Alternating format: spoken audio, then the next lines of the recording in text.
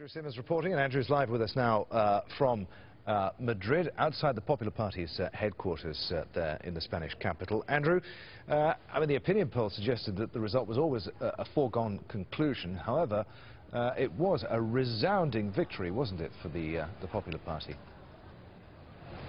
A colossal victory, the biggest ever political victory of this party in its history, and the biggest loss the Socialist Party has ever made. It's been decimated by this result.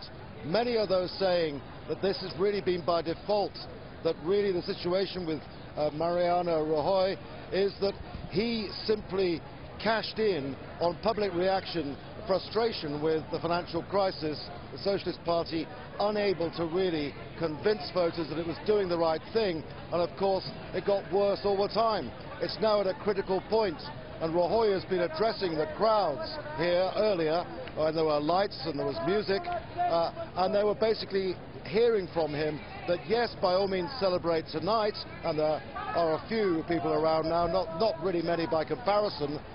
Celebrate tonight, and then we'll get back to business tomorrow. And he's got to move very, very quickly.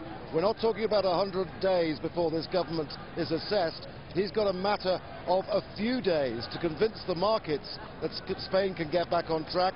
Not only that, convince Eurozone leaders that this country isn't headed for a bailout. Yeah, we saw some of the celebrations ongoing behind you there, Andrew.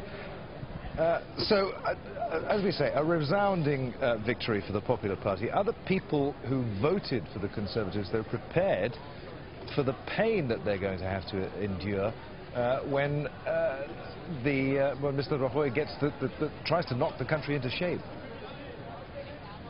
Well, that's the really precise question you have to ask yourself, because as I said before, the voters are really stuck between a rock and a hard place, and they're in a situation now where they realize there's no other alternative to go for this option, because they think it will convince the markets. But in the long run, Spaniards are not used to really severe cuts that might be comparable with Greece at the end of the day.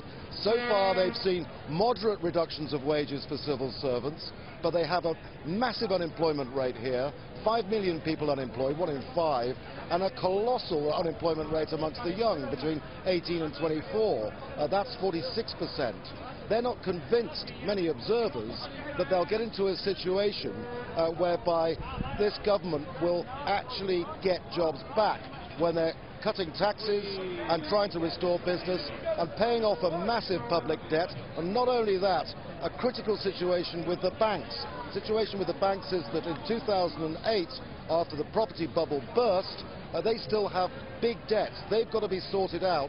They need to be able to access the markets to get credit lines. So there is a colossal problem for this new Prime Minister, and what we're seeing with the celebrations, they may well be rather short-lived, Adrian. Andrew, many thanks. Andrew Simmons reporting live there from Madrid. Live television, eh? Andrew completely oblivious as to what was going on behind him.